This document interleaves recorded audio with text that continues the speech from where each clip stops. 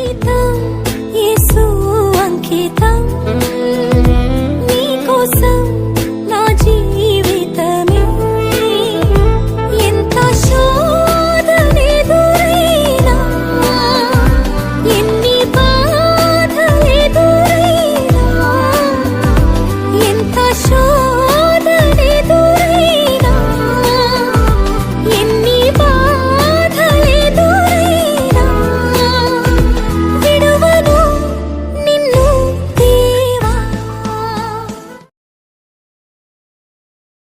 ఆదికాండం 25వ అధ్యాయం 34వ వచనంలో చివరి మాట చదువుకుందాం నాన్న. చదవండి. అట్లు ఏశావు తన జ్యేష్ఠత్వమును తృణీకరించెను. మళ్ళా చదువుకుందా నాన్న. అట్లు ఏశావు తన జ్యేష్ఠత్వమును తృణీకరించెను. చిన్న ప్రార్థన చేసుకుందాం. పరిశుద్ధుడా పరమ తండ్రి, మీరిచ్చిన ఈ లేఖన భాగాన్ని బట్టి నీ కొందనాలు చెల్లించుకుంటున్నాం. ఈ లేఖన భాగంలో ఉన్నటువంటి సారాంశాన్ని మా బిడ్డలకు వివరిస్తూ ఉంటుండగా నీ జ్ఞానం చేత నన్ను నింపి నడిపించి మేలుకరమైన మాటలతో మా బిడ్డలకు నాయన ఇచ్చే సూచనలు సలహాలు హెచ్చరికలు అన్నీ గ్రహించలాగున ఈ కూడికంతా కూడా నీ నామానికే మహిమ తెచ్చుకోమని యేసు పరిశుద్ధ నామంలో ప్రార్థించి స్తుతించి అడిగి వేడుకొంచున్నాం తండ్రి. ఆమేన్ ఆమేన్. మంచిది నాన్న. చివరి ఏమన్నాడు నాన్న? అట్లు ఏశావు తన జ్యేష్ఠత్వమును తృణీకరించెను. అట్లు అంటే ఏదో ఒక విషయం జరిగింది, అంతేగమ్మా యశోదమ్మ గారు, అంతేగా నాన్న? ఏదో ఒక విషయం జరిగితే అలా అట్లు అంటే అలా ఏశావు గారు ఏం చేశాడు? తన జ్యేష్ఠత్వాన్ని తృణీకరించాడు. జ్యేష్ఠత్వం అనేది చాలా అదృష్టం. ఎంతో దేవుడు ప్రథమ గర్భ ఫలంగా దేవుడిచ్చేటువంటి ఆ జ్యేష్ఠత్వం, అది ఒక తల్లికి ఒక తండ్రికి జ్యేష్ఠత్వం అనేది దేవుడిచ్చేటువంటి వరం. తర్వాత ఎంతమంది అయినా పుడతారు, ఫస్ట్ పుట్టినటువంటి వాళ్లను దేవుడు జ్యేష్ఠులుగా ఆయన తీర్చిదిద్దుతాడు. కాబట్టి ఆ జ్యేష్ఠత్వాన్ని ఇచ్చినటువంటి ఏశావు గారు ఏం చేశాడు? ఆ జ్యేష్ఠత్వాన్ని పోగొట్టుకున్నాడు, తృణీకరించాడు. ఎందుకు తృణీకరించాడు అని మనం జ్ఞాపకం చేసుకుంటే చూడండి నాన్న, 29వ వచనం మాట్లాడుకుందాం. ఒకనాడు యాకోబు కలగూర వంటకము వండుకొనుచుండగా ఏశావు అలసిన వాడై పొలములో నుండి వచ్చాడంట. ఏశావు ఏం చేశాడు? పనిచేసేవాళ్ళే ఇద్దరు కూడా పనిచేసేవాళ్ళే. అన్నదమ్ములు ఇద్దరు మీకు తెలిసే ఉండదు కదా. యాకోబు ఏశావు ఇద్దరు పనిచేసేవాళ్ళే, మంచిగా తెలివిగా ఉండేవాళ్ళే. అరణ్యవాసిగా వేటాడుట యందు నేర్పరి అయి 27 చదువునానా. ఆ చిన్నవారు ఎదిగినప్పుడు ఏశావు వేటాడుట యందు నేర్పరి అయి అరణ్యవాసిగా ఉండెను. యాకోబు సాధువై గుడారములో నివసించుచుండెను. అలా ఇద్దరు కూడా చక్కగా ఆయన జీవిస్తూ ఉన్నటువంటి సమయంలో ఒకరోజు ఏశావు గారు బయటికి వెళ్ళి ఎలా వచ్చాడు? అలసిపోయి వచ్చాడు. దేవుని పని చేసి కాదు, వేటాడి అరణ్యంలో తిరిగి అలసిపోయి వచ్చేసరికి అక్కడ యాకోబు గారు ఏం చేస్తున్నాడు నాన్న? మంచి వంట చేస్తున్నాడంట. యాకోబు గారు ఏం చేశాడంటే, యాకోబు అంటే ఎవరంటేనమ్మ? తమ్ముడు. ఏశావు అంటే అన్నయ్య అలసిపోయి ఇచ్చినప్పుడు తమ్ముడి ఇంటి దగ్గర వంట చేస్తూ ఉన్నాడంట. ఆ వంట చేస్తూ ఉంటే ఆ యాకోబు గారు మంచి వంట చేస్తున్నాడంట. వంట చేస్తుంటే ఈయన గారికి ఏమైంది? దాని మీద ఆశ కలిగింది. దాని మీద ఏం కలిగింది నాన్న? ఆశ కలిగింది. కొంచెం పెట్టరా తమ్ముడు అని చెప్పేసి అడగడం జరిగింది. అడిగినప్పుడు ఆ యాకోబు ఏం చేశాడు తెలుసా? అయ్యా, నీ పెద్దరికం నాకు ఇస్తే నేను పెడతాను అన్నాడు. ఆకలి మీద ఉన్నప్పుడు ఎవరైనా సరే ఆలోచన చెయ్యం, అనాలోచితంగా ఉంటాం. సరే అని చెప్పేసి ఏం చేశాడంటే, నా పెద్దరికం నీకు ఇస్తున్నాను రా, నువ్వే తీసుకొని నాకు ఆహారం పెట్టమని ఆ కూరను చూసేసరికి ఆ నోటికి రుచిగా అనిపించి మంచి సువాసన కలిగినటువంటి ఆ వంటకాన్ని చూసి ఏం చేశాడంటే, చదువునానా 31 చదువునానా. అందుకు యాకోబు, నీ జ్యేష్ఠత్వము నేడు నాకిమ్మని అడుగగా ఏశావు, నేను చావబోచున్నాను కదా, జ్యేష్ఠత్వము నాకెందుకనెను. యాకోబు, నేడు నాతో ప్రమాణం చేయమనెను. అతడు యాకోబుతో ప్రమాణం చేసి అతనికి జ్యేష్ఠత్వమును అమ్మివేయగా, యాకోబు ఆహారమును చిక్కుడుగాయల వంటలను ఏశావుకిచ్చెను. అతడు తిని త్రాగి లేచిపోయాను. అట్లు ఏశావు తన యొక్క జ్యేష్ఠత్వాన్ని తృణీకరించాడు. దేనికోసం? ఒట్టి ఆహారం కోసం. ఒట్టి ఆహారం కోసం. ఆకలి అలాంటి ఆకలి కంటికింపుగా ఉంది. ఆ చిక్కుడుగాయల కూర ఎర్రెర్రగా చూడ్డానికి బాగుంది. ఏముందిలే, వాళ్ళు ఉంటాం, రేపు పోతాం, చచ్చిపోతానుగా, ఇంకా నాకెందుకు పెద్దరకం అనుకుని ఏం చేశాడు? అంత విలువైనటువంటి ఆ జ్యేష్ఠత్వాన్ని ఏం చేశాడు? తృణీకరించాడు. దేనివల్ల? మొట్టమొదటి పాయింట్ మనం తెలుసుకుంటేనా, ఆహారం కోసం ఆశపడి తన జ్యేష్ఠత్వాన్ని అమ్ముకున్నట్లటువంటి ఆ యొక్క ఏశావు వలె మనం ఎవ్వరం కూడా అజాగ్రత్తగా ఉండకూడదని దేవుడు ఈరోజు నీకు నాకు మనందరికీ కూడా హెచ్చరిస్తూ ఉంటుండగా దేవుడు ఏం జాగ్రత్త చెప్తున్నాడు చూడండి. హెబ్రీయులకు రాసిన పత్రిక 12వ అధ్యాయం 16-17 వచనాలు మనం ఒక్కసారి జ్ఞాపకం చేసుకుందాం. నూతన నిబంధనలో ఇక్కడ మళ్ళీ ఏశావు యాకోబు ఇద్దరు కనిపిస్తున్నారు చూడండి నాన్న. ఏశావు చదవండి నాన్న. ఒక్క పూట కూటి కొరకు తన జ్యేష్ఠత్వపు హక్కును అమ్మివేసిన ఏశావు వంటి భ్రష్టుడైనను వ్యభిచారి అయినను ఉండునేమో అనియు జాగ్రత్తగా చూసుకోవాలంట. ఏంటన్న దేవుడు నీకు ఈరోజు హెచ్చరిస్తున్నాడు, నీకు సూచన ఇస్తున్నాడు, సలహా ఇస్తున్నాడు. ఏం చేశాడు? ఒక్క పూట కూటి కోసం జ్యేష్ఠత్వాన్ని అమ్ముకున్నటువంటి భ్రష్టుడు ఎవరైనా ఉంటే ఏం చేయాలంట? మనం జాగ్రత్త పడాలంట. జాగ్రత్తలు ఎన్నో చెప్తాడు దేవుడు. ఈరోజు జ్యేష్ఠత్వం గురించి దేవుడు మనతో మాట్లాడుతూ ఉంటుండగా, ఒక్క పూట కూటి కొరకు తన జ్యేష్ఠత్వపు హక్కును అమ్మివేసిన ఏశావు వంటి భ్రష్టుడైనను వ్యభిచారి అయినను ఉండునేమో అనియు జాగ్రత్తగా చూసుకోవాలంట. తర్వాత వచనం కూడా చదువునానా. ఏశావు ఆ తరువాత ఆశీర్వాదము పొందగోరి కన్నీళ్లు విడుచుచు దానికోసరము శ్రద్ధతో వెదకినను మారు మనసు పొంద నవకాశము దొరకక విసర్జింపబడేనని మీరు ఎరుగుదురు. ఏం చేశాడు? ఆయన జ్యేష్ఠత్వం నమ్ముకున్నాడు. అంతేనా? మనలో జీవం ఉండగానే జాగ్రత్తగా ఉండమంటున్నాడు దేవుడు. నీకు ఇచ్చిన అవకాశాన్ని సద్వినియోగం చేసుకోవాలి. అలా చేసుకోకుండా ఏం చేశాడు? ఆయన ఒక్క పూట కూటి కోసం తన జ్యేష్ఠత్వాన్ని అమ్ముకున్నటువంటి ఏశావు వలె ఉండకుండా ఏం చేయాలంట? మనం జాగ్రత్త పడాలి. ఒకవేళ అప్పుడు జాగ్రత్త పడం, అప్పుడంతా కూడా కంటికింపుగా లోకాశ, నేత్రాశ, శరీరాశ, జీవపు డంబాలతో కొట్టుమిట్టాడి ఏముందలే వాళ్ళు ఉంటే రేపు పోతాం, రేపు చచ్చిపోయేవాడికి ఇవన్నీ ఎందుకు, ఉంటామో ఓడతాము, ఎవరికి తెలుసు. ఇవన్నీ కూడా వ్యర్థమైనటువంటి మాటలు మాట్లాడుకుంటూ మనందరం వెళ్తూ ఉంటే ఇక్కడ ఏం చెప్పాడు? జాగ్రత్తగా ఉండమన్నాడు. ఒకవేళ జాగ్రత్తగా లేకుండా ఉంటే ఇందాక కీర్తనల గ్రంథంలో ఏమనుకున్నాం మనం? మన్ను నిన్ను స్తుతించిన ప్రాణము మనలో ఉన్నంత వరకే ఆయనకి కృతజ్ఞతాస్తుతులు చెల్లిస్తాం, కానీ మరణించిన తర్వాత మన్ను నిన్ను స్తుతించిన అని భక్తుడు చెప్పిన రీతిగా ఇక్కడ కూడా ఏశావు ఒకవేళ శ్రద్ధ లేకుండా మరి అజాగ్రత్తగా ఉన్నప్పటికీ కూడా మరలా నేను శ్రద్ధగా ఉంటాను అని తనకి సమయం ఇచ్చినప్పుడే సద్వినియోగం చేసుకోకుండా ఏం చేశాడు?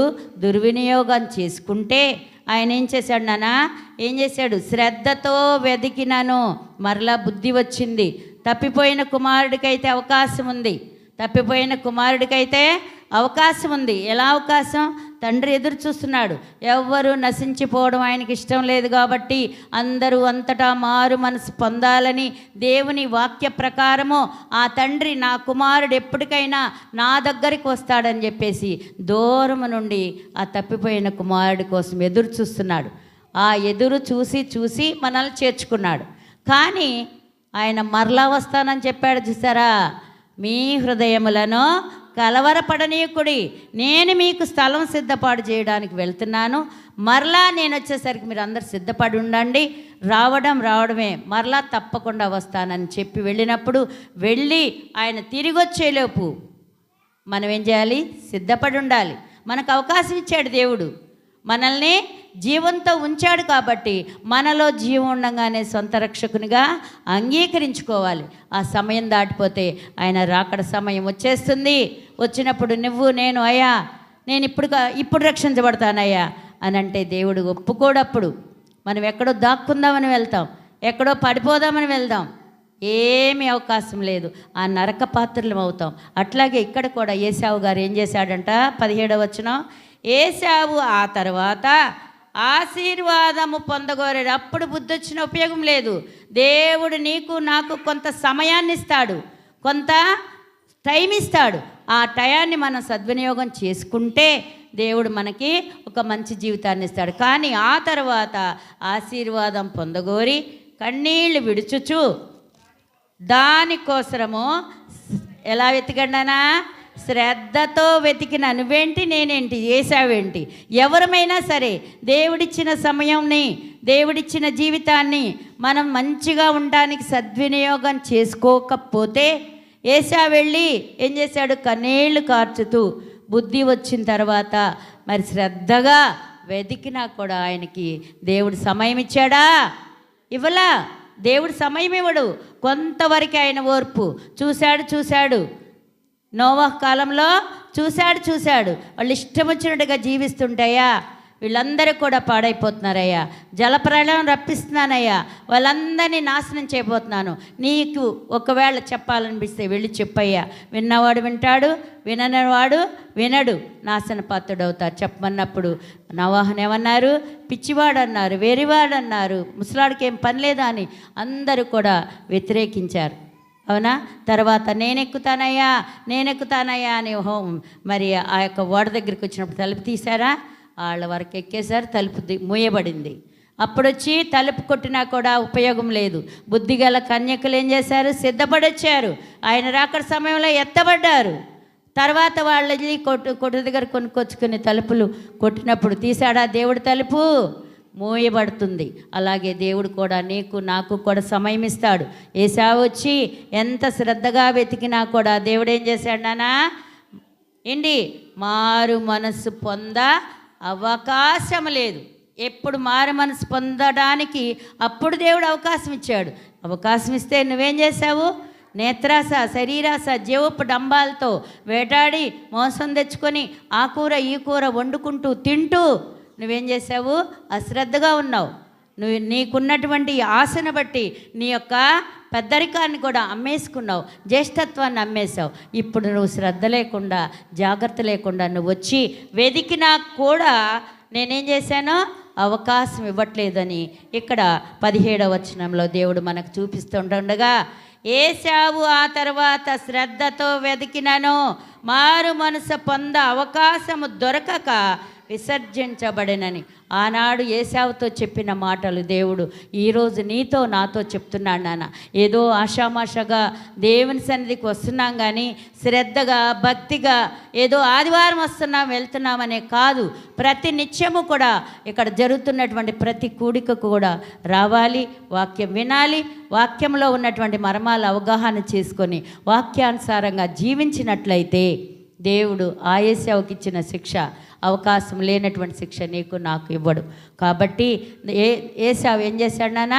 తన యొక్క జ్యేష్ఠత్వాన్ని తృణీకరించాడు. కేవలం దేనికోసం? తన యొక్క ఒక్క పూట ఆహారం కోసం తన జ్యేష్ఠత్వాన్ని ఎలా వదులుకున్న తర్వాత నాయన మరలా మారు మనసు పొందుతానయ్యా అని శ్రద్ధగా వచ్చినప్పటికీ కూడా సమయం లేదు అని దేవుడు ఏ రీతిగా మరి ఆయనకి అవకాశం లేకుండా చేశాడు. అలాంటి పరిస్థితికి మనం రాకుండా ఇంకా ఎవరైతే రక్షించబడలేదో వారందరితో కూడా దేవుడు ఈరోజు మాట్లాడుతున్నాడు. నీతో నాతో రక్షించబడి సరిగ్గా లేకపోయినా కూడా దేవుడు మాట్లాడుతున్నాడు నీతో నాతో. అవునమ్మా, దేవుడు నీతో నాతో మాట్లాడుతున్నాడు. నేను రక్షించబడ్డానుగా, పర్వాలేదులే, ఎప్పుడు వస్తే అప్పుడు వెళ్ళిపోతానులే అని ఎవ్వరం కూడా అలక్ష్యంగా ఉండొద్దు. నిత్యము కూడా ఆయనను వెదికే వారంగా ఉండాలి. ఆయన్ని అనుసరించే వారంగా ఉండాలి. కాబట్టి ఏశావు వలె మనం ఎవరం కూడా ఆయన కృపకు పాత్రులంగా ఉండకుండా మనమందరం కూడా మనలో జీవం ఉన్నప్పుడే ఈ లోకాసులన్నీ కూడా త్రోసివేసి ఆయన సిలువ యొద్దకే మన పరుగు ఉండులాగున మనమందరం కూడా ఆయన యొక్క మాటలు అనుసరిస్తూ ముందుకు వెళ్దాం. లేదు అని అంటే ఏశావు వలె తన జ్యేష్ఠత్వాన్ని తృణీకరించిన వాళ్ళమవుతాం. ఆయన మనల్ని జ్యేష్ఠులుగా, ఆయన యొక్క బిడ్డలుగా మనల్ని స్వీకరించారు. కాబట్టి ఆ ఏశావు పోగొట్టుకున్నట్టుగా మనం కూడా పోగొట్టుకోకుండా క్రమంగా మర్యాదగా దేవుని సన్నిధికి వస్తూ, మనం జ్ఞానం లేని వాళ్ళం, నాకు ఇంటికాడ టీవీలు ఉన్నాయిలేండి, ఫోన్లు ఉన్నాయిలేండి అంటున్నారు ఈ మధ్యన, దాంట్లో వింటున్నానండి, నాకు నమ్మకమేనండి అంటున్నారు. లేదు, దేవుడు ఒక క్రమం పెట్టాడు. ప్రతి ఆదివారం నీ పరిశుద్ధ దినాన్ని పరిశుద్ధంగా ఆచరించడానికి దేవుని సన్నిధికి వెళ్ళాలి అని ఆయన చెప్పినటువంటి మాటను బట్టి మనమందరం కూడా దేనికి కూడా నేత్రాస, శరీరాస, జీవపు డంబాలకి గురి కాకుండా ఏం చేయాలి నాన్న, మనం మన యొక్క జ్యేష్ఠత్వాన్ని, దేవుడు నిన్ను నన్ను ఎన్నుకున్న విధానాన్ని కాపాడుకోవాలి. ఇంకేంట్లే నేను రక్షించబడ్డాను కదా అని ఎవ్వరు అశ్రద్ధగా ఉండకుండా మనమందరం కూడా సమయం ఉన్నప్పుడే, దేవుడు మనలో జీవం ఉన్నప్పుడే ఆయన్ని మనం వెదికే వారంగా ఉండాలి. ఆయన రాజ్యాన్ని, నీతిని వెదకమన్నాడు ముందుగా. అలాంటి కృప దేవుడు మనకు దయచేయాలని ప్రార్థన చేద్దాం. ఇంకొక మాట చూద్దాం. చూడనానా, అయితే ఇద్దరు పిల్లలు అన్నాం కదా, ఏశావు, యాకోబు. పుట్టిన తర్వాత ఇద్దరని తెలుసు. కొన్నాళ్ళు మరి ఇస్సాకు గారికి పిల్లలు లేరు కదా. నేను చెప్తా వినండి నాన్న జాగ్రత్తగా. ఇస్సాకు గారికి పిల్లలు లేనప్పుడు ఇస్సాకు గారు ప్రార్థన చేశాడు. అవునా? ఇస్సాకు గారు ప్రార్థన చేస్తే దేవుడు ఒక మంచి గర్భఫలాన్ని ఇచ్చాడు. ఎవరికి? రెబ్కమ్మకు గర్భఫలాన్ని ఇచ్చిన తర్వాత ఆమెకు లోపల ఇద్దరు పిల్లలు ఉన్నారని తెలియదు. ఆ భారాన్ని భరిస్తూ, మనం కూడా అంతే, ఇప్పుడు వచ్చినాయి కానీ స్కానింగ్లు, ఇదివరకు ఏం తెలిసేది, కన్నాకే తెలిసేది ఏది, అమ్మో కమల పిల్లలు పుట్టారంట వాళ్ళకని. ఇప్పుడైతే ఎంత తెలివిచ్చాడు దేవుడు, జ్ఞానం ఇచ్చాడు కదా. స్కానింగ్ తీస్తే ఇద్దరికి కమల పిల్లలు ఉన్నారు లోపల, జాగ్రత్తగా చూసుకోవడం అవన్నీ చేస్తున్నారు ఇప్పుడు. ఆ కాలంలో అది లేవు కదా. ఈమెం చేసింది, అబ్బా నాకు చాలా భారంగా ఉందయ్యా, నేను భరించలేకపోతున్నానయ్యా, వీళ్ళు నాకు ఇబ్బందిగా ఉందని ఏం చేసిందంట, దేవుణ్ణి అడిగిందంట. అయ్యా నేను భరించలేకపోతున్నాను. దేవుని సన్నిధికి వెళ్ళి అడిగినప్పుడు దేవుడు ముందుగానే ఒక ప్రణాళిక ఉంది ఆయనకి. ఆయన హృదయాంతరంగా ఎరిగినటువంటి దేవుడు. నీవు నాకు తెలియదు, నీ మనసులో ఏముందో నాకు తెలియదు, నా మనసులో ఏముందో నీకు తెలియదు. అలాంటి సమయంలో దేవుడు ఆ యొక్క రెబెక్కమ్మ గారికి ప్రత్యక్షమయ్యి ఏం చెప్పాడో చూడండి నాన్న. ఆదికాండం 25వ అధ్యాయం, ఆదికాండం 25వ అధ్యాయం 22 నుంచి చదువుకుందాం నాన్న. ఆమె గర్భములో శిశువులు ఒకనితో ఒకడు పెనుగులాడిరి గనుక ఆమె, ఇలాగైతే నేను బ్రతుకుట ఎందుకని అనుకొని ఈ విషయమై యెహోవాను అడుగవెళ్ళెను. అప్పుడు యెహోవా ఆమెతో ఇట్లనెను. అయింది, ఏమంది? యెహోవా దగ్గరికి వెళ్ళాడు. చిన్న విషయమే కదా, ఏమైంది? గర్భిణీతో ఉన్న వాళ్ళకి ఎవరికైనా కూడా లోపల బిడ్డలు కొడుతూ ఉంటారు. దానికి కూడా చిన్న కష్టం వచ్చినా మనం ఏం చేస్తామంటే ఎవరో ఒకళ్ళని అడుగుతాం. కానీ రెబెక్కమ్మ గారు ఏం చేసింది? దేవుని సన్నిధికి వెళ్ళి, అయ్యా నాకు ఇలా ఉందయ్యా అని దేవుణ్ణి అడిగింది. అప్పుడు దేవుడు ఏం చెప్పాడో చూడండి, తర్వాత చదువునాను. అప్పుడు యెహోవా ఆమెతో ఇట్లా, నేను 2 జనములు నీ గర్భములో కలవు, 2 జనపదములు నీ కడుపులో నుండి ప్రత్యేకముగా వచ్చును. ఒక జనపదము కంటే ఒక జనపదము బలిష్టమయుండును. పెద్దవాడు చిన్నవానికి దాసుడగునని చెప్పాను. అయ్యాడా లేదా? దేవుడు చెప్పిన మాట ఏది కూడా నిరర్ధకమవదు. ఒక సున్నైనను ఒక పొల్లైనను బైబిల్లో ఉన్న మాట పోదు. ఆమె ప్రార్థన చేసినప్పుడు ఆయన ఏం చెప్పాడు? అమ్మా నీకు 2 పిల్లలు పుడతారు. ఆ 2 పిల్లల్లో ఒక జనపదం కంటే ఇంకొక జనపదం అభివృద్ధి చెందుతాడు. పెద్దవాడు చిన్నవాడికి దాసుడవుతాడని దేవుడే చెప్పాడు. అంటే ఆయన ప్రణాళిక ముందే సిద్ధపరిచాడు. ఆయన ప్రణాళిక ముందే సిద్ధపరిచి మరి అయ్యాడా లేదా? మరి జ్యేష్ఠత్వాన్ని పోగొట్టుకుంటే మరి ఆ యొక్క చిన్నవాడికి పెద్దవాడు దాసుడయ్యాడు కదా, అంతేగా. తర్వాత ఆ గోత్రకర్తగా యాకోబు అయ్యాడు, కానీ ఏశావు దేశదిమ్మరి అయిపోయాడు. తర్వాత వేరే హిందువులను పెళ్లి చేసుకోవడం, ఆయన జనాంగం వేరే అయిపోయింది. యాకోబు మాత్రం చక్కగా దేవుని యొక్క పేరు మాత్రం మోసగాడే, కానీ పేరు తెలియక యాకోబు పెట్టారు. పేరులో ఏముంటుందిలే అనుకుంటాం మనం, పేర్లు కూడా చాలా జాగ్రత్తగా పెట్టుకోవాలి నాన్న. అంటే మోసగాడే, కానీ తర్వాత ఎవరిని దీవించాడు? యాకోబుని దీవించాడు. మరి ఆ దీవెనలు పొందుకున్నాక మామగారి దగ్గరికి వెళ్ళాడు, కష్టపడ్డాడు. 7 సంవత్సరాలు కష్టపడి భార్యలని బిడ్డల్ని సంపాదించుకొని అన్నీ గొర్రెల మందతో మేకల మందతో అన్నీ సమృద్ధిగా మరలా వెనక్కి తిరిగి వచ్చి ఒక వంశానికి గోత్రకర్తగా ఆయన చేశాడు. దేనివల్ల? ఈ ముందుగానే దేవుని యొక్క ప్రణాళిక ఉంది. ఒక జనం మీద ఇంకో జనం అభివృద్ధి చెందుతారమ్మా. పెద్దవాడు చిన్నవాడికి దాసుడవుతాడమ్మా అన్న రీతిగా జ్యేష్ఠత్వాన్ని పోగొట్టుకున్నటువంటి ఏశావు వంటి భ్రష్టుడు దేవునికి ఇష్టం ఉండదు. కాబట్టి మలాకీ గ్రంథం ఒక్కసారి చూడనానా. మలాకీ గ్రంథం 1వ అధ్యాయం 2వ వచనం చదవండి నాన్న.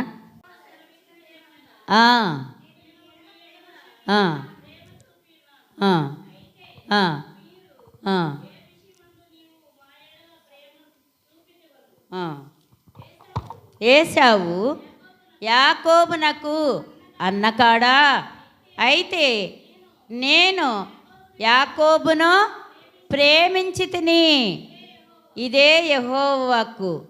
3వది, ఏశావును ద్వేషించి తిని అన్నాడు. ఇక్కడ ఏం చేశాడు నాన్న? ఏం చేశాడు? ఏశావును ద్వేషించాడు. ఎందుకు? దేవుని మాటను ధిక్కరించాడు, దేవుని యొక్క మార్గంలో నడవల. అందుకని ఏశావును ద్వేషించాడు. యాకోబుని ఏం చేశాడు నాన్న? ప్రేమించి ఆయన్ని దీవించి ఆశీర్వదించి కాని ప్రదేశంలోకి వెళ్ళినప్పటికీ కూడా అక్కడ నమ్మకస్తుడుగా ఉండడం వలన తిరిగి మళ్ళీ సమృద్ధిగా తిరిగి వచ్చేటువంటి జీవితాన్ని యాకోబుకి ఇచ్చాడు. కాబట్టి దేవుడు కూడా ఏశావును ద్వేషించాడు, యాకోబును ప్రేమించాడు. కాబట్టి ఆ యొక్క జనపదం అంటే ఆమె గర్భంతో ఉండంగానే అయ్యా ఒక జనపదం మీదకి ఇంకొక జనపదం వస్తుంది. వాళ్ళల్లో ఏం చేస్తారు?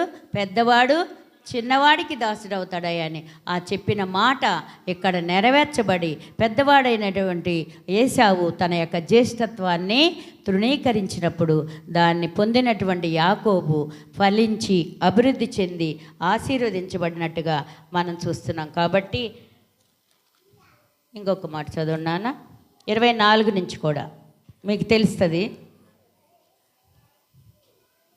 పెద్దవాడు చిన్నవాడికి దాసుడగును. 24 చదువునాను. ఆమె ప్రసూతి కావలసిన దినములు నిండినప్పుడు ఆమె గర్భమందు కవలవారు ఉండిరి. మొదటివాడు ఎర్రనివాడుగా బయటికి వచ్చెను, అతని ఒళ్ళంతయు రోమవస్త్రముల వలె ఉండెను కనుక అతనికి ఏశావు అని పేరు పెట్టెను. ఆ తరువాత అతని సహోదరుడు బయటికి వచ్చినప్పుడు అతని చెయ్యి ఏశావు మడిమను పట్టుకొని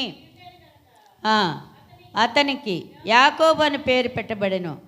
ఆమె వారిని కనినప్పుడు ఇస్సాకు 60 ఏండ్లవాడు. ఈ రీతిగా వారిద్దరూ కూడా ఈ లోకానికి వచ్చారు. వారిలో మరి ఆయన పేరేం పెట్టారు? ఎదోము అంటే ఎర్రనివాడు. చూడటానికి అందంగా ఉన్నాడు ఏశావు. అతనికి ఏశావు అని పేరు పెట్టారు. అది ఎర్రనివాడు. మనం కూడా ఎర్రగుండా పిల్లల్ని ప్రేమిస్తాము, అవునా ఏంటి? అలాగే చేస్తాము మనం. అలా కాకుండా దేవుడు వారికి ఇచ్చిన పేర్లను బట్టి యాకోబు అంటే మోసగాడు, అలాగే మరి ఏశావు అంటే ఎర్రనివాడు, ఎదోము అంటే ఎర్రనివాడు అని అర్థం. కాబట్టి ఆ రీతిగా పేరు పెట్టి చక్కగా మనం పేర్లు కూడా పెట్టేటప్పుడు కొంచెం ఆలోచించుకొని పెట్టుకోవాలి. అక్కడేదో అనుకుని వచ్చి ఇక్కడ దాన్నే ప్రకటించండి అని చెప్పేసి ఒక మాట. మంచిదే, మంచి పేర్లే చక్కగా ఎన్నుకుంటున్నారు. కాబట్టి మనం పేర్లు పెట్టుకునేటప్పుడు కూడా దేవుని నామం పేట మంచి పేర్లు పెట్టుకొని ఆయన్ని మహింపరిచేవారుగా ఉండాలని మరి మనందరం కూడా మన బిడ్డలకు కూడా మంచి పేర్లు పెట్టుకున్నట్లయితే ఏశావు ఏం చేశాడు? పేరు పెట్టినట్టుగానే ఆడు అరణ్యంలో తిరిగాడు, జంతువుల్ని వేటాడాడు, మాంసం కొట్టుకొచ్చి వాళ్ళ నాన్నకి పెట్టేవాడు. అదే యాకోబు అయితే చక్కగా ఎలా ఉన్నాడంట చూడండి నాన్న. యాకోబు సాధువై గుడారములో నివసించుచుండాను. సాధువు అంటే నెమ్మది కలిగి వాళ్ళ అమ్మ దగ్గర ఉండటం వల్ల తర్వాత మాటలు కూడా ఉంటాయి మనకి. ఏశావునేమో తండ్రి ప్రేమిస్తాడు, చిన్నవాడైనటువంటి యాకోబుని ఎవరు ప్రేమిస్తారు? తల్లి ప్రేమిస్తుంది. అక్కడ తేడా వచ్చింది, అవునా? ఇలాంటి తేడాలు లేకుండా అందరినీ ఏక మనసు కలిగి ఏకరీతిగా మనం ప్రేమించే తల్లిదండ్రుల వలె ఉండాలి. బాగా చదివే వాళ్ళని ప్రేమిస్తాం, బాగా చదవని వాళ్ళని రే బుద్ధి ఉందా నీకని వాడిని తిడతాం. అలా వద్దు. అందరినీ కూడా మనం సమానంగా చూద్దాము, సమానంగా చూసి దేవుని చిత్తానికి అప్పగించుకుందాం. అంతేనా? దేవుని చిత్తానికి అప్పగించుకున్నప్పుడు దేవుడే ముందు ప్రణాళిక సిద్ధం చేస్తాడు. దేవుడు ప్రణాళిక సిద్ధం చేసయ్యా పెద్దవాడు చిన్నవాడికి దాసుడవుతాడని ఆయన ఆ కాలంలోనే ఒక ప్రణాళిక సిద్ధం చేశాడు. 2 కౌల పిల్లలు పుడతారమ్మా. ఒక జనపదం మీద ఇంకో జనపదం అభివృద్ధి చెందుతుంది. కాబట్టి నువ్వేం బాధపడొద్దమ్మా అని దేవుడు ఆనాడే ప్రకటించిన రీతిగా ఆ ప్రకటనను బట్టి వాగ్దానం చేసిన వాడు నమ్మదగినవాడు. ఆయన మాట ఎన్నటికీ కూడా మరి అది దేవుడిచ్చే మాట కాబట్టి 2 బిడ్డల్ని కూడా దేవుడిచ్చాడు. కానీ ఏశావును ద్వేషించారు, యాకోబును ప్రేమించాడు. దేనివల్ల? తన యొక్క దృష్టి సరిగ్గా లేకపోవడం వల్ల, నేత్రాశ వల్ల. ఆ నేత్రాశ ఏం చేసింది ఆయన్ని? ఆ యొక్క ఎర్రని ఆ యొక్క చిక్కుడుకాయల కూర కోసం తన జ్యేష్ఠత్వాన్ని నమ్ముకున్నాడు. అది తప్పే కదా? దేవుడిచ్చిన ఆధిక్యతను నువ్వు కాపాడుకోవాలి. కాబట్టి మనందరం కూడా మన జ్యేష్ఠులమైనటువంటి దేవుని బిడ్డలం, మనం దేవుని యొక్క బిడ్డలైనటువంటి మనము దేవుడు మనకిచ్చిన ఆధిక్యతను నిలుపుకొని ఆయనలో నిలిచి ఫలించి అభివృద్ధి చెందేవారుగా ఉండాలని దేవుని నామాన్ని బట్టి మీ అందరినీ కోరుకుంటూ ఈరోజు మన మూలవాక్యం ఏంటి నాన్న? మూలవాక్యం ఏంటి? ఏశావు జ్యేష్ఠత్వమును తృణీకరించాడు. అట్లు ఏశావు జ్యేష్ఠత్వమును తృణీకరించాడు. ఎట్లు? ఆ యొక్క వంట కోసం ఆశపడి, ఒక్క పూట కోసం ఆశపడి, నాకున్నటువంటి నేత్రాశను బట్టి, శరీరాశను బట్టి ఆయన జ్యేష్ఠత్వాన్ని పోగొట్టుకున్నట్టుగా దేవుడు నీకు నాకు ఆయన దత్తపుత్రులుగా చేసుకున్నాడు మనల్ని, అవునా? ఆయన ఇచ్చినటువంటి ఆ యొక్క ఘనతను మనం కాపాడుకోవాలంటే ఆయన మార్గంలో నడవాలి, ఆయన చిత్తానుసారంగా జీవించాలి, ఆయన్ని మహింపరిచేవారుగా ఉండాలి. చిన్న ప్రార్థన.